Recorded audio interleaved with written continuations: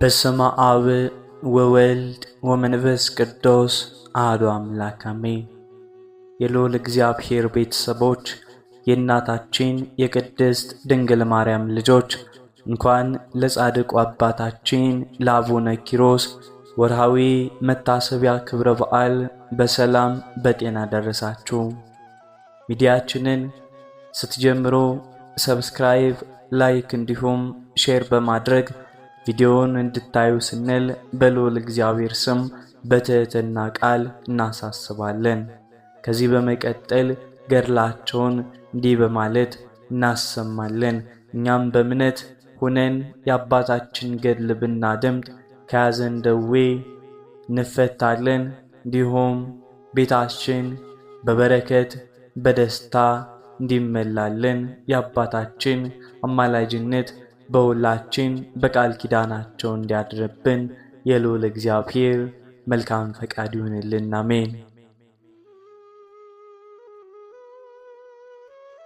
በሮም ግዛት ውስጥ የሚገኘው ያ ታላቅና ግርማ ሞገስ የተላበሰው የነገሥታት ቤተ መቅደስ በደስታና በጭፈራ ድምፅ ተሞልቶ ነበር። የነገሥታት ወገን የሆኑት ወላጆቹ አባቱ ዮናስና እናቱ ሶፊያ ለብዙ ዘመናት ልጃቸው በጾምና በጸሎት ካለቀሱ በኋላ ያገኙት ብቸኛ ልጃቸው ኪሮስ ለአቅመ አዳም ደርሷል። እርሱ የቤተሰቡ ተስፋ፣ የሀብታቸውና የሥልጣናቸው ወራሽ፣ የዓይናቸው ማረፊያ ነበር።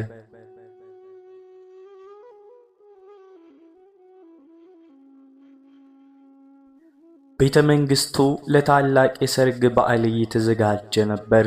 እጅግ ውድ የሆኑ የሐርና የወርቅ አልባሳት ተዘጋጅተዋል። ምርጥ አጃቢዎችና የሮም ታላላቅ መኳንንት የሙሽራውን መውጣት ይጠባበቃሉ። ሆኖም ግን ሁሉም ሰው በደስታ በሚቦርቅበት በዚያ ልዩ ምሽት በወጣቱ ኪሮስ ልብ ውስጥ ሌላ ትልቅ ማዕበል ይናወጥ ነበር።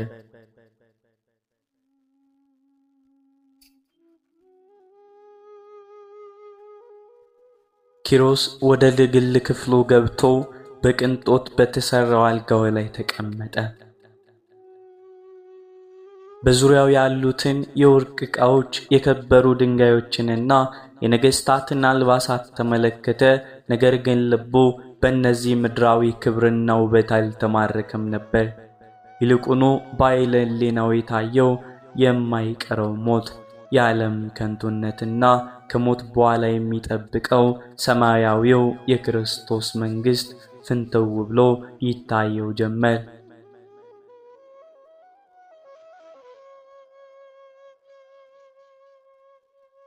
በክፍሉ ውስጥ ተንበርክኮ ወደ መሬት እየሰገደ በታላቅ እንባ መጸለይ ጀመረ። እንዲህም ይላል: ጌታዬ አምላኬ ሆይ፣ ይህ የሚያልፈው ምድራዊ ክብርና ሥልጣን ካንተ ፍቅር እንዳይለየኝ እፈራለሁ። ይሰርግና ደስታ ላፍታ ነው፣ አንተ ግን የዘላለም ሙሽራዬ ነህ። እባክህን ይህንን ነፍሴን የሚያጠፋውን የዓለም ወጥመድ እንድሻገር እርዳኝ። እኩለ ሌሊት ሲሆን በቤተ መንግሥት ውስጥ የነበሩት ጠባቂዎችና አገልጋዮች በሙሉ በእንቅልፍ ስካር ተኝተው ነበር። ኪሮስ ከመሬት ላይም ተነሳ።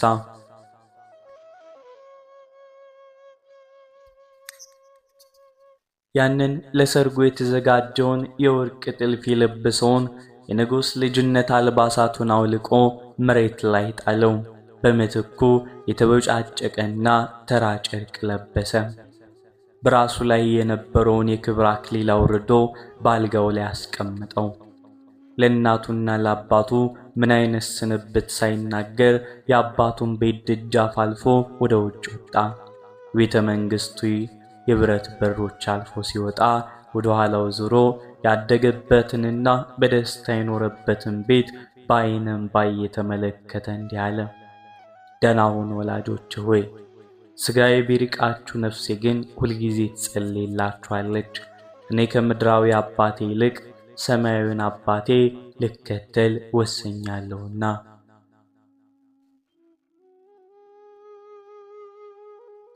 ያን ጊዜ ሌሊቱ እጅግ ቀዝቃዛና ጨለማ ነበር። የሮማ አስፓልት ድንጋዮቹ በወጣቱ ኪሮስ ባዶ እግር ላይ ይሻክሩም ነበር። ከዚህ በፊት ጫማ አውልቆ የማያውቀው የንጉሡ ልጅ አሁን ግን ባዶ እግሩን በጨለማው ውስጥ እየተንገዳገደ ወደማያውቀው በረሃ መጓዝም ጀመረ። እግሩ በድንጋይ እየተመታ ደሙ መሬት ላይ ይፈስ ነበር። እርሱ ግን ሕመሙን ሳይሆን የክርስቶስን ፍቅር እያሰበ ወደፊት ይገሰግስ ነበር። በማግስቱ ጠዋት በቤተ መንግሥቱ ውስጥ የሆነው ነገር እጅግ ልብ የሚሰብር ነበር። እናቱ ሶፊያ ልጇን ልታነካካው ወደ ክፍሉም ስትገባ ባዶ ሆኖ አገኘችው። የሰርግ ልብሶቹና አክሊሉ መሬት ላይ ወድቀው ነበር። እናትየው በድንጋጤ ጮኸች። አባቱም ታላቅ ልቅሶን አለቀሰ። መላ ቤተ መንግሥቱ በጩኸት ከደስታ ወደ ድንገት ሐዘንና ዋይዋይታ ድንገት ተለወጠ። ነገር ግን ኪሮስ ከዚያ በኋላ ወደ ቤተ መንግሥት አልተመለሰም። የምድርን ዘውድ ጥሎ የሰማያዊን አክሊል ፍለጋ ጉዞውን አስቀያሚውንና ፈታኙን በረሃም ቀጥሏል።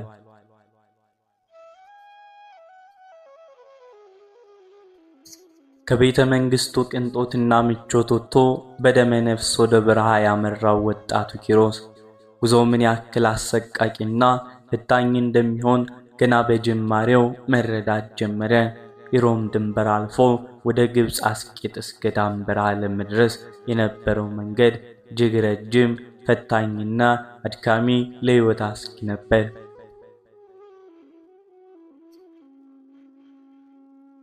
በመጀመሪያዎቹ ጥቂት ቀናት ውስጥ ኪሮስ በከባድ የውሃ ጥማትና በረሃብ ተገረፈ። ከዚህ በፊት ጥራት ያለው የቤተ መንግሥት ምግብና መጠጥ እንጂ ረሃብ ምን እንደሆነ አያውቅም ነበር። አሁን ግን የሚያቃጥለው የብርሃን ፀሐይ በላዩ ላይ ሲያረበርብ ከንፈሮቹ ተሰነጣጠቁ፣ ደረቁ፣ ምላሱ ከላንቀው ጋር ተጣበቀ። መንገዱን ሁሉ በእንባና በጸሎት እያጠበ መጓዙን ቀጠለ።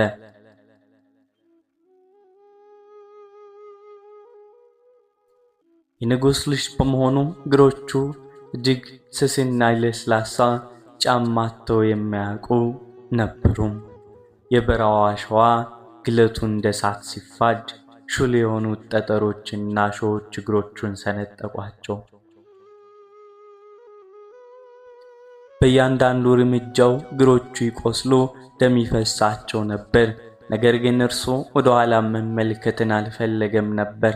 ከኋላው የሚቀረው የደሙ ፈለግ ለዓለም ያለውን ጸጸት ወደፊት የሚያራምድበት እምነት ደግሞ ለአምላኩ ያለው ፍቅር ያሳይ ነበር። በሰማይ ያሉ መላእክትም ይህንን የንጉሥ ልጅ ተጋድሎ እያዩ ይደነቁ ነበር።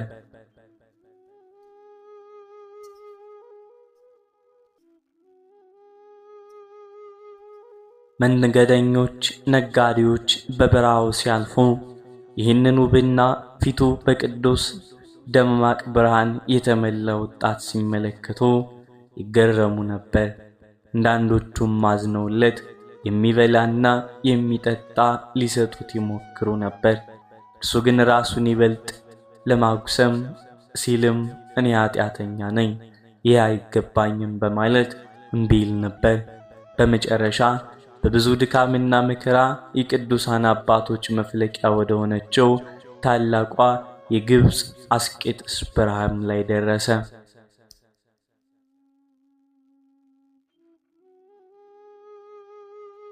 በዚያ በታላቅ ገዳማዊ ሕይወትና በትሕትናው የሚታወቀው ታላቁ አባት አባ ባይሞንን አገኘ።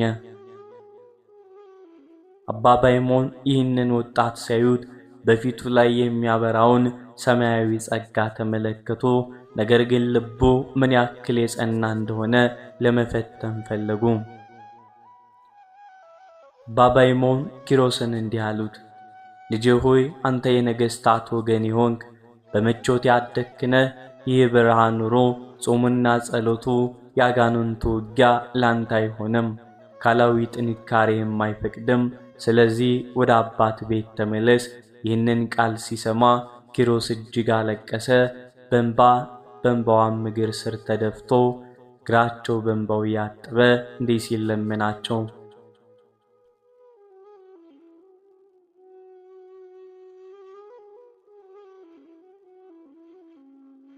አባቴ ሆይ እባክህ አታባረኝ። እኔ እኮ ለአምላኬ ፍቅር ስል ምድራዊ ክብሬን ጥዬ የመጣው ምስኪን ነኝ። ሥጋዬ ቢደክምም ነፍሴ ግን ለአምላኬ ልትገዛ ትፈልጋለች። እባክህ ምንኩስናን አልብሰኝና ከእግርህ ሥር አስቀምጠኝ። አባ በይሞንም በወጣቱ ተደንቀው እምነተኛ እውነተኛም ትሕትናዬ ነው ብለው አሰቡ። እጆቻቸውን በራሱ ላይ ጭነው ባረኩት። ከዚያ የምንኩስናም ልብስ አለበሱት።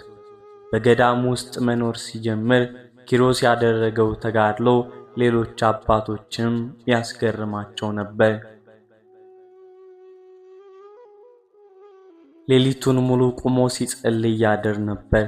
እንቅልፍ እንዳያሸንፈው ዓይኖቹን ወደ ሰማይ ሰቅሎ እጆቹን ዘርግቶ በትጋት ይጸልይ ነበር። በገዳሙ ውስጥ ያሉትን ሁሉንም አባቶች እንደ ጌታው ያገለገለ እግራቸውን ያጥብ፣ ማገዶ ይለቅም፣ ውሃ ይቀዳም ነበር። አቡነ ኪሮስ በገዳማዊ ሕይወት ውስጣቸው ፍጹም ታዛዥና ትሑት በመሆን ለታላቁና ለአስፈሪው የብቸኝነት የባሕታዊነት ጉዞ ራሳቸውን ማዘጋጀት ጀመሩ። የበረሃው ፈተና ገና መጀመሩ ቢሆንም የኪሮስ ልብ ግን በክርስቶስ ፍቅር እሳት እየነደደ ነበር።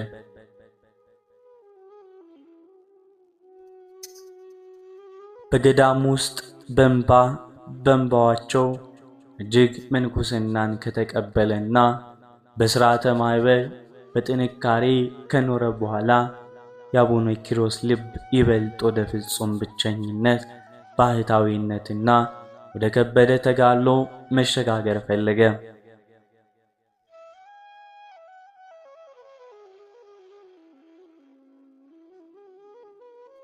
ሰዎችን ካለማየትና ካለም ፈጽሞ ተለይቶ ለአምላኩ ብቻ ሕይወቱን ለመስጠት ወስኖ የአባቱን ቤት እንደተወ ሁሉ ገዳሙንም ትቶ ወደ ጥልቁና አስፈሪው የበረሃ ጫፍ ብቻውን ተጓዘ። ይህ ስፍራ ማንም ሰው ሊኖርበት የማይችል፣ ፀሐይዋ እንደ እሳት የምታቃጥልበት፣ ሌሊቱ ደግሞ የአጥንት መቅኒ እስኪቀዘቅዝ ድረስ የሚበርድበት፣ በአንበሶችና በታላላቅ ዘንዶች የተሞላ አስፈሪ ቆላ ነበር። ጻድቁ አቡነ ኪሮስ ግን አምላካቸውን ብቻ ምርኩዝ አድርገው በዚህ ታላቅ ምድረ በዳ ኑሯቸውን ጀመሩ።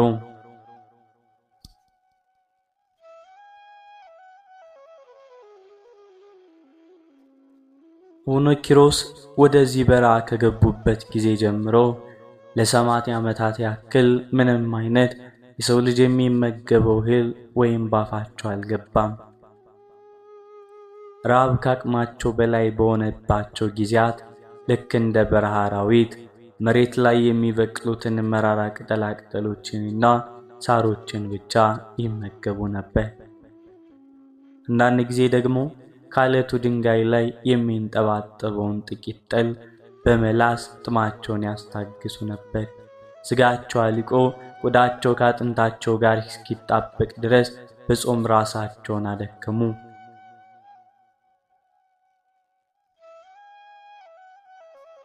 ጻድቁ ይበልጥ ሥጋቸውን ለመቀጥቀጥና ለሰው ልጆች ድነት ማረፊያ ለመሆን የወሰኑት ውሳኔ እጅግ የሚዘገንንና ልብ የሚሰብር ነበር። ጌታ ኢየሱስ ክርስቶስ ስለ እኔ በመስቀል ላይ ተሰቅሎ ሳለ እኔ እንዴት በምድር ላይ ተኝቼ አርፋለሁ በማለት ለ40 ዓመታት ሙሉ ሳይቀመጡ ሳይተኙ ለመጸለይ ወሰኑ። ለዓመታት በአንድ እግር መቆም በመገጣጠሚያቸው ላይ ከባድ መቆስቆልን አመጣ። እግራቸው እጅግ አብጦና ሰንጥቆ መግል ደም ይፈስ ነበር። ከእግራቸው ቁስል የሚወጡት ትላትሎች መሬት ላይ ሲወድቁ ጻድቁ አባ ኪሮስ ጎንበስ ብለው በትሕትና ያነሷቸውና አምላኬ የፈጠራቸው ፍጥረቶች ናቸውና ምግባቸውን ብሉ በማለት ወደ ቁስላቸው ይመልሷቸው ነበር።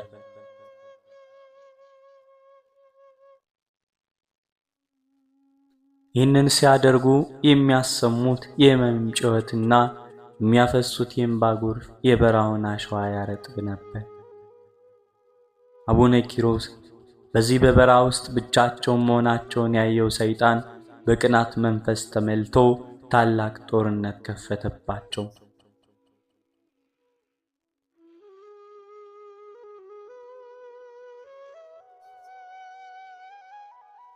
በጸሎት ላይ ሳሉ በሚያስፈሩ አራዊት በነብሮችና በታላላቅ ዘንዶች አምሳሌ የተገለጸ ስጋቸውን ይቦጭቀውና ያጎሰቁለው ነበር። ሌላ ጊዜ ደግሞ ጨለማን አልብሶ ከገደል ላይ ለመጣል ይገፋቸው ነበር። ጻድቁ ግን በሕመም ሲሰቃዩ እንኳ ሳይቀመጡ በእግራቸው እንደጸኑ በስመ አብ ወወልድ ወመንፈስ ቅዱስ እያሉ በስቅለት ላይ ያለውን ክርስቶስን እያሰቡ ድል ያደርጉት ነበር። ከሰማይ የሚወርዱት መላእክት የጻድቁን ሥጋ በሕመም ሲንቀጠቀጥና ደሙ እስኪፈስ ሲያዩ በጽናታቸው እየተደነቁ በሰማያዊ መና ያበረቷቸው ነበር። ይህ በምድረ በዳ ላይ የተደረገው እጅግ አሰቃቂ ተጋድሎ አቡነ ኪሮስ ከመላእክት እኩል ያደረጋቸው ታላቅ የቅድስና ዋጋም ነበር።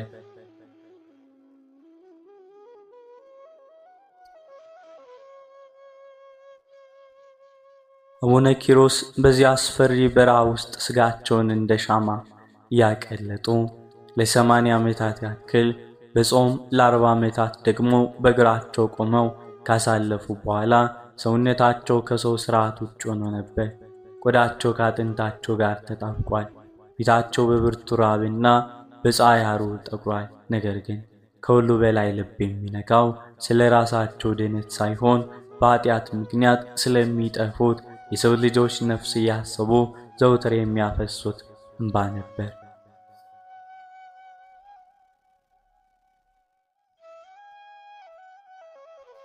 ጻድቁ ሌሊትና ቀን ሳይተኙ ስለ ኃጢአተኞች መዳን አምላኬ ሆይ ፍጥረቶችን ማረልኝ፣ ወደ ሲኦል እሳት እንዳይወርዱ ጠብቅልን እያሉ ያለማቋረጥ ያለቅሱ ነበር።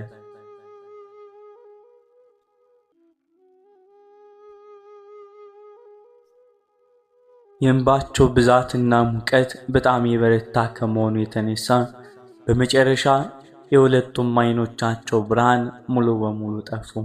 ጻድቁ አባ ኪሮስ በበረሃው መካከል ጨለማን ለብሰው ዓይኖቻቸው እያዩ ሳይሆን በልባቸው እያለቀሱ ተጋድሎን ቀጠሉ። አምላካዊ ፍቅርና ርኅራኄ የዚህን ታላቅ አባት ስቃይና እንባ ዝም ብሎ ሊመለከት አልወደደም። በአንዲት ሌሊት ጻድቁ አባታችን አባ ኪሮስ በከባድ ሕመም ተመተው ደማቸው መግላቸው ከቆሰለው እግራቸው እየፈሰሰ በድካም ሲያቃስቱ በብርሃን መካከል ድንገተኛና ታላቅ ሰማያዊ ብርሃን በራ። ያጨለማ የነበረው የበረሃ ሸለቆ በቅዱሳን መላእክት የምስጋና ዝማሬ ተመላ።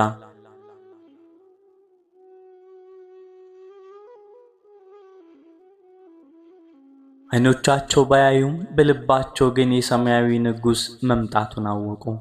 ጌታችን መድኃኒታችን ኢየሱስ ክርስቶስ በክብርና በግርማ ተገልጾ በጻድቁ አቡነ ኪሮስ ፊት ቆመ። ጌታችን በፍቅር ድምፅ እንዲህ አላቸው፣ ወዳጄ ኪሮስ ሆይ ለምን እንዲህ ታለቅሳለህ? ሥጋስ ለምን በዚህ በረሃ እንዲህ ይበሰብሳል? እግርስ ለምን በትላትል ይበላል?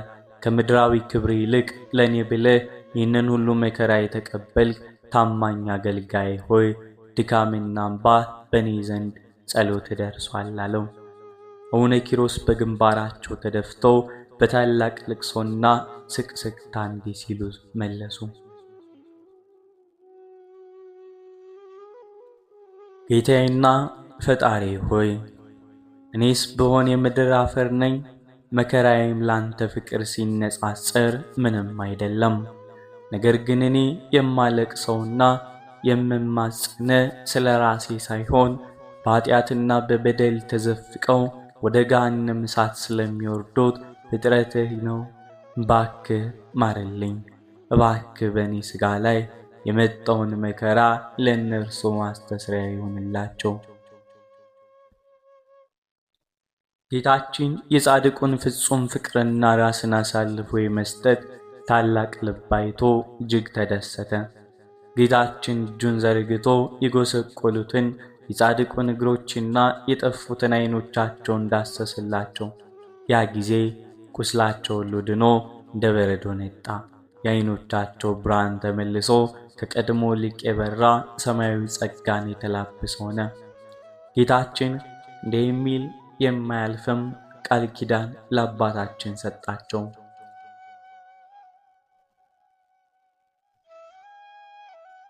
ወዳጄ ኪሮስ ሆይ ማልኩልህ፣ በራሴም ማልኩልህ። ስምህን የጠራውን መታሰቢያን ያደረገውን ለቤተ ክርስቲያን መባ የሰጠውን በሙሉ ምርልሃለሁ። የገድልህን መጽሐፍ የጻፈውን ያጻፈውን በቅን ልቦና ሆኖ ያነበበውን ወይም የተረከውን የሰማውን ሁሉ ከሲኦል እሳት እጠብቀዋለሁ። በስምህ በሚሠራው ቤተ ክርስቲያን ውስጥ የተማጸነውንና የያዘውን ሁሉ አጽናናዋለሁ። ጻድቁ አቡነ ኪሮስ ይህንን ታላቅ የምሕረት ቃል ኪዳን ከጌታቸው አንደበት ሲሰሙ ለሰው ልጆች ድነት እያሰቡ በደስታና በአድናቆት ለአምላካቸው ሰገዱ።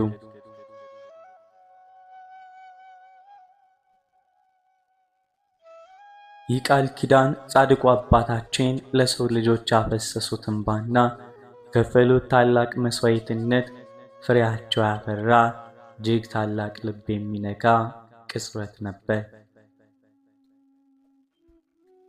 አቡነ ኪሮስ በምድር ላይ የተሰጣቸውን ታላቅ የመከራና የቅድስና ጉዞ በድል አጠናቀቁ። ለዘመናት የኖሩበት የአስፈሪ የበረሃ ሸለቆ በጾማቸው በጸሎታቸው ምክንያት እንደ ገነት መዓዛ የሚሸት ቅዱስ ስፍራ ሆኖ ነበር። አምላካቸው ኢየሱስ ክርስቶስ የገባላቸውን የምሕረት ቃል ኪዳን በልባቸው ሰንቀው በደስታና በሰላም ወደ ዘላለም ቤታቸው የሚሄዱበት ሰዓት ደረሰ። ሐምሌ 8 ቀን ጻድቁ ሊያርፉ ጥቂት ሰዓት ሲቀራቸው በሰው ሕሊና የማይታሰብ እጅግ አስደማሚ ግርማ ሞገስ ያለው መለኮታዊ ክስተት በበረሃው ላይ ተገለጸ። ድንገት ሰማያት ተከፈቱ። ቁጥራቸው በሰው ዘንድ የማይታወቅ የብርሃን መላእክት ኪሩቤልና ሱራፌል በታላቅ የክብር ዝማሬ ወደ ምድር ወረዱ። የበረሃው አየር በሙሉ በሰማያዊ የሽቶ መዓዛ ተሞላ። ጻድቁ አባ ኪሮስ ይህንን ሰማያዊ ግርማ በተመለከቱ ጊዜ ከመሬት ተነስተው በደካማው ሥጋቸው ላይ ታላቅ ሰማያዊ ኃይል አግኝተው ቆሙ።